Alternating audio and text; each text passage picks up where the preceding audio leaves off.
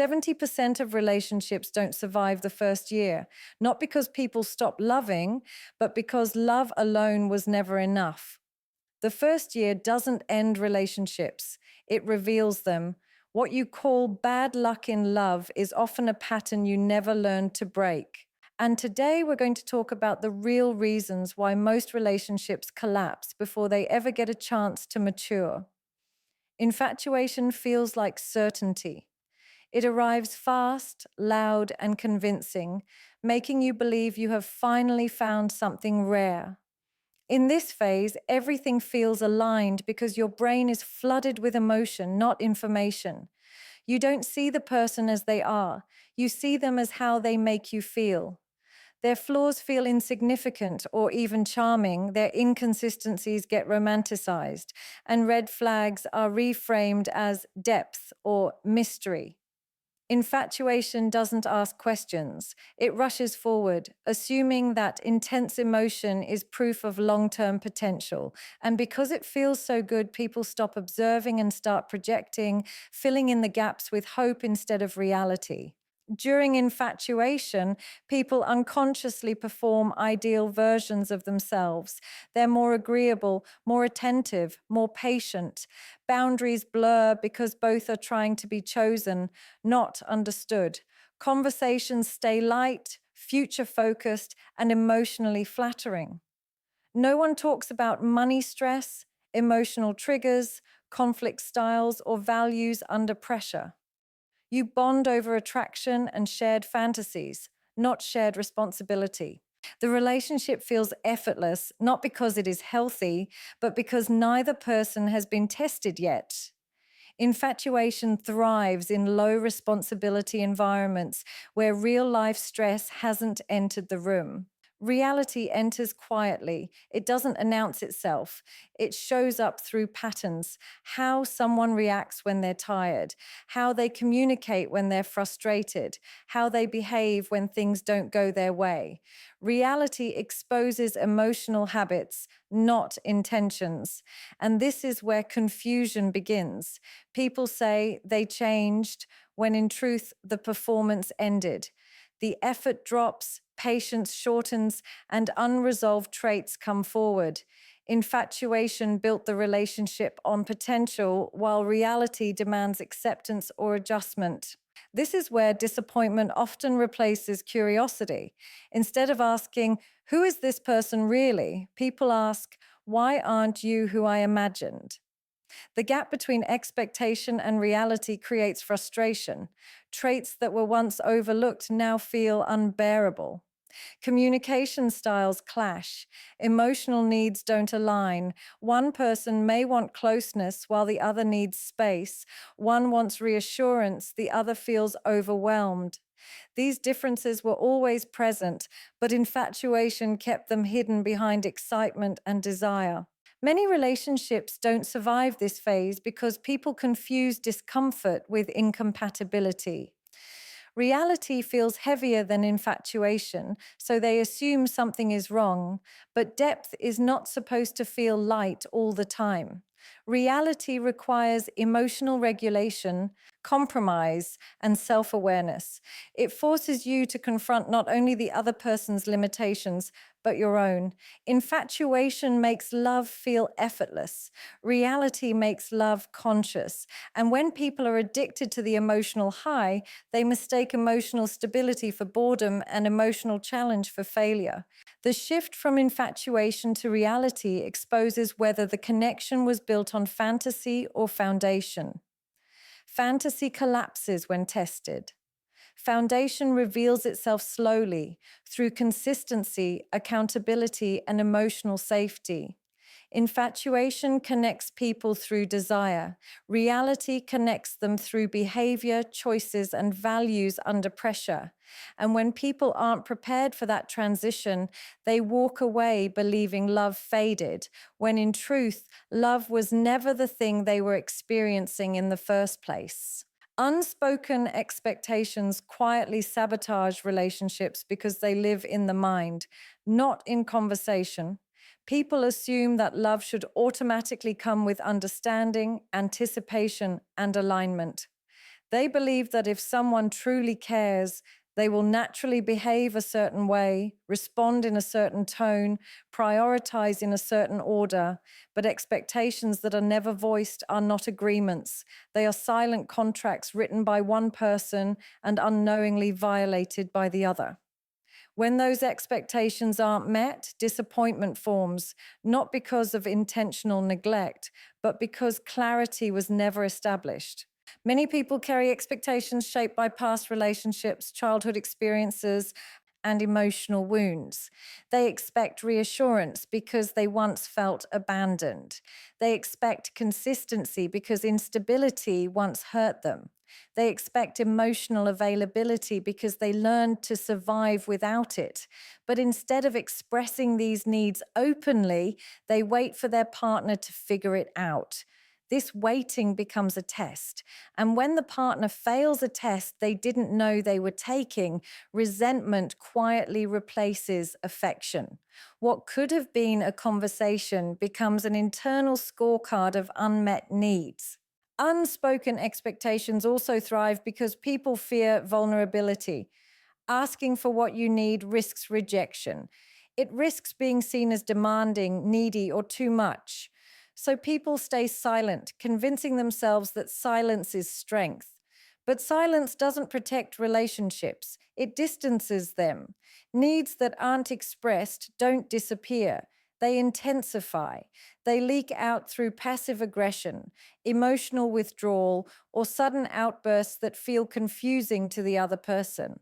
By the time expectations are finally spoken, they're usually delivered through frustration instead of clarity. Over time, partners begin to operate from assumption rather than communication. You should know this matters to me. If you cared, you wouldn't do that. These statements are rooted in expectation, not expression. Love becomes conditional on mind reading, and intimacy turns into pressure.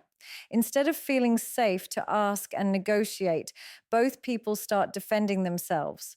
One feels unheard. The other feels constantly wrong.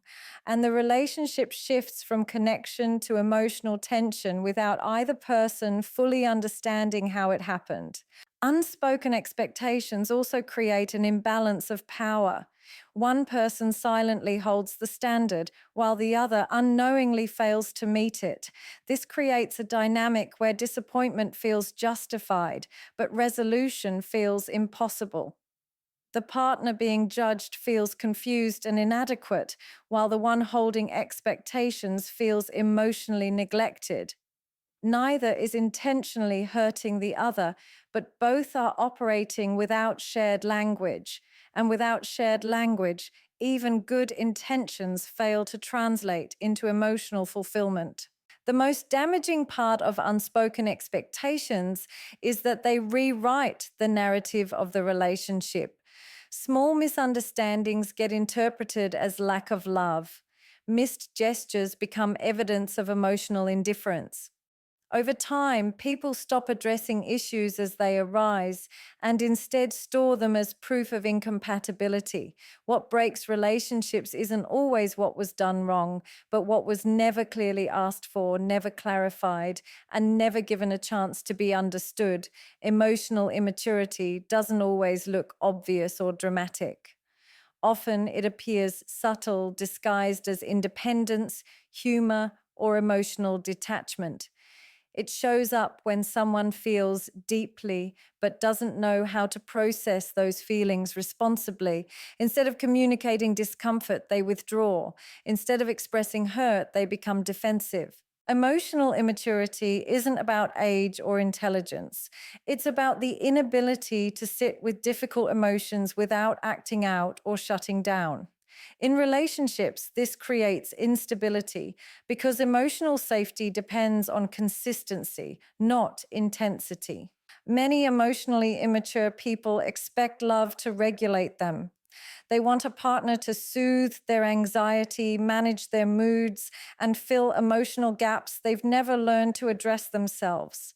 When the relationship feels good, they're present and affectionate. When it feels challenging, they become overwhelmed and avoidant. They struggle to tolerate emotional discomfort, so conflict feels like a threat rather than a normal part of intimacy. Instead of working through problems, they look for escape routes, convincing themselves that leaving is easier than growing. Emotional immaturity also affects how people handle accountability. Apologies feel like weakness, so blame becomes a defense. Rather than acknowledging their role in a conflict, they focus on what the other person did wrong. This keeps them emotionally protected but relationally disconnected. Growth requires reflection, and reflection requires humility. Without it, the same patterns repeat across different relationships, with different faces but identical outcomes. The problem isn't compatibility, it's emotional capacity. Communication with an emotionally immature partner often feels exhausting. Conversations circle the same issues without resolution. Feelings are minimized, dismissed, or turned into arguments. When emotions rise, logic disappears. Instead of listening, they prepare counter arguments. Instead of seeking understanding, they seek control or validation. This creates a dynamic where one partner becomes the emotional adult, carrying the burden of stability, clarity, and repair, while the other resists responsibility without realizing the cost. Emotional immaturity also shows up in how people respond to boundaries. Boundaries feel like rejection rather than protection. A request for space is interpreted as abandonment. A need for reassurance is seen as pressure. Instead of negotiating needs, emotionally immature individuals personalize everything. This makes relationships feel unsafe because expressing needs leads to emotional backlash. Over time, partners stop being honest to avoid conflict, and emotional intimacy erodes quietly. What makes emotional immaturity so damaging is that it often coexists with genuine affection. Someone can care deeply and still lack the skills to sustain a healthy relationship. Love without emotional regulation becomes chaotic. Passion without self awareness turns into volatility, and attachment without maturity becomes dependency or avoidance. Relationships don't require perfection, but they do require emotional responsibility. Without it, even the strongest attraction collapses under the weight of unmanaged emotions, unresolved conflict, and the constant fear of emotional instability. Avoidance of conflict is often mistaken for emotional intelligence, maturity, or peacekeeping. People believe that staying quiet, letting things slide, and maintaining harmony is proof of love. But conflict avoidance doesn't prevent problems, it delays them. It pushes discomfort into the background where it quietly grows. When someone avoids conflict, they aren't choosing peace. They're choosing temporary comfort over long-term clarity. Relationships don't break because of arguments, they break because of unresolved ones. Many people avoid conflict because they associate it with rejection, abandonment, or emotional chaos. Past experiences taught them that speaking up leads to loss, so silence becomes a survival strategy. They convince themselves that their needs aren't important enough to disrupt the relationship. Over time, this self silencing creates emotional disconnection. Needs go unmet, boundaries blur, and resentment builds quietly. The partner may feel everything is fine while the other is emotionally withdrawing without realizing it. Conflict avoidance also creates false stability. On the surface, the relationship looks calm. There are fewer arguments, fewer emotional confrontations, fewer difficult conversations. But underneath, tension accumulates. Small issues pile up because they're never addressed. A dismissive comment, a missed commitment, an emotional letdown, each one gets stored instead of resolved. Eventually, the emotional weight becomes too heavy to carry, and what finally emerges feels disproportionate to the situation because it includes months or years of suppressed frustration. When conflict is avoided, communication becomes indirect. Feelings leak out through tone, sarcasm, distance, or passive behavior. Instead of saying, "I'm hurt," someone becomes cold. Instead of asking for change, they emotionally check out. This creates confusion and insecurity for the partner who senses something is wrong but doesn't know what. Without direct communication, both people begin guessing each other's intentions, often assuming the worst, which deepens emotional distance. Avoidance of conflict also prevents emotional intimacy. Intimacy requires honesty, and honesty requires the willingness to risk discomfort. When people avoid difficult conversations, they limit how deeply they can be known. The relationship stays emotionally shallow, even if it appears functional. Real connection comes from navigating differences, not pretending they don't exist. Without conflict, there is no repair. Without repair, trust weakens because unresolved issues signal that emotional safety is conditional. Over time, conflict avoidance leads to emotional burnout. One partner may feel invisible, unheard, or emotionally exhausted from constantly adapting and suppressing. The other may feel blindsided when the relationship suddenly ends, unaware that dissatisfaction had been building all along. The breakup feels sudden, but the disconnection started long before. Conflict isn't the enemy of relationships. Avoidance is. It erodes trust, blocks growth, and turns manageable issues into irreparable fractures. Attachment wounds are invisible drivers of relationship behavior, shaping how people connect, react, and protect themselves long before they are aware of it. These wounds are formed early, often in childhood, when emotional needs were inconsistently met, dismissed, or ignored. As adults, people don't remember the wound itself, but they relive its emotional memory. Love becomes less about the present partner and more about unresolved fears of abandonment, rejection, or suffocation. What feels like a reaction to the relationship is often a response to something much older. In relationships, attachment wounds show up through patterns rather than words. Anxious attachment seeks reassurance, closeness, and consistency, not because the partner is doing something wrong, but because emotional safety feels fragile. Silence feels threatening. Distance feels personal.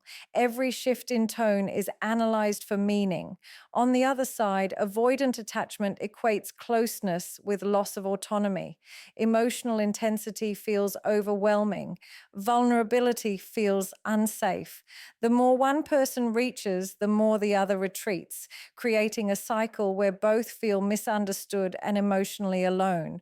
These patterns aren't conscious choices, they are nervous system responses. When triggered, logic disappears and survival takes over. An anxious partner may protest through overcommunication, emotional expression, or fear based accusations. An avoidant partner may shut down, disengage, or emotionally detach to regain a sense of control. Both are trying to feel safe, but their strategies directly oppose each other. Instead of recognizing the wound, they personalize the behavior, believing their partner is intentionally distant or demanding. Attachment wounds also distort perception. Neutral actions are interpreted through emotional filters shaped by past experiences. A delayed response becomes proof of disinterest. A request for space feels like rejection. A need for reassurance is seen as emotional pressure. The relationship becomes a battlefield of interpretations rather than a space for understanding. Without awareness, partners argue about surface behaviors, while the real issue remains untouched beneath layers of emotional reactivity. What makes attachment wounds especially damaging is that they often create intense attraction at the beginning. Familiar emotional dynamics feel magnetic because they mirror early relational patterns. Chaos feels like passion. Emotional inconsistency feels exciting, and stability feels unfamiliar, even uncomfortable. People unconsciously choose partners who activate their wounds, not because it's healthy, but because it's recognizable. This reinforces the belief that love must feel intense to be real. Healing attachment wounds requires emotional awareness and responsibility. It demands that individuals separate past experiences from present reality. But when people expect relationships to heal wounds they haven't acknowledged, they place impossible demands on their partners. Love becomes a source of constant anxiety or emotional withdrawal rather than security. And when relationships collapse under this weight, people often believe they are incompatible, unaware that the relationship was never given a chance to exist outside the shadow of unresolved attachment patterns. Lack of personal accountability is one of the most overlooked reasons relationships fail because it feels easier to focus on what the other person is doing wrong. Accountability requires self reflection, and self reflection is uncomfortable. It asks people to examine their behavior, their reactions, and their emotional patterns instead of pointing outward. In relationships, many people want understanding without responsibility, validation without introspection, and change without effort. When accountability is missing, growth stops, and the relationship becomes a cycle of repeated conflict with no resolution. People who lack personal accountability often view themselves as victims of circumstance or of their partner's behavior. Every issue is framed as a response rather than a contribution. I wouldn't act this way if you didn't becomes the justification for emotional reactions, avoidance, or disrespect. This mindset protects the ego but damages the connection. When one person refuses to acknowledge their role in problems, the relationship becomes unbalanced. One partner carries the burden of repair, while the other remains emotionally stagnant, convinced they are simply reacting to external triggers. Accountability also requires ownership of emotional regulation. Without it, emotions become weapons or excuses. Anger is blamed on provocation. Withdrawal is framed as self care. Hurtful behavior is minimized as honesty. Instead of taking responsibility for how emotions are expressed, people expect their partner to tolerate emotional chaos in the name of love. Over time, this erodes trust and safety. A relationship cannot feel secure when one person refuses to take responsibility for the impact of their actions, regardless of intent. Lack of accountability shows up strongly during conflict. Instead of listening, people defend. Instead of repairing, they justify. Apologies, if offered, are conditional or performative. I'm sorry you feel that way replaces genuine ownership. This prevents emotional closure. Issues remain unresolved because acknowledgement never fully happens. The same arguments resurface repeatedly, each time with more frustration and less hope. The problem is no longer the original issue, but the refusal to engage in honest self examination. Another consequence of avoiding accountability is emotional immaturity disguised as boundaries. People walk away from discomfort and call it self respect. They avoid difficult conversations and call it peace. They end relationships at the first sign of challenge and call it knowing their worth.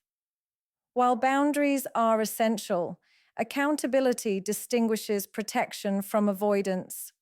Growth requires staying present long enough to learn, adjust, and take responsibility for personal patterns that contribute to relational breakdown. Relationships thrive when both people see themselves as participants, not victims. Accountability creates room for repair, empathy, and evolution. Without it, relationships become places of blame rather than growth. Love cannot survive where responsibility is consistently avoided because connection depends on two people willing to look inward acknowledge their flaws, and take ownership of how they show up emotionally and behaviorally. Most relationships don't end because love disappears. They end because people meet each other with attraction instead of awareness, expectations instead of communication, emotion instead of regulation, silence instead of honesty, wounds instead of healing, and blame instead of accountability. The first year exposes patterns people were never taught to recognize in themselves. It reveals how someone handles discomfort, responsibility, conflict, and emotional safety when the excitement fades and reality demands effort. Love is not just a feeling you fall into, it is a skill you grow into. Relationships fail early when people expect connection to carry what self awareness was meant to hold. When unresolved wounds are mistaken for chemistry, avoidance is mistaken for peace, and accountability is replaced with blame. Intimacy has no structure to stand on. What survives beyond the first year is not intensity, but emotional maturity. Not perfection, but willingness. Not faultlessness, but ownership. The first year doesn't destroy relationships, it tells the truth about them. And whether a relationship ends or evolves depends on whether both people are willing to confront themselves instead of escaping discomfort, communicate instead of assuming, and grow instead of repeating the same patterns under a different name.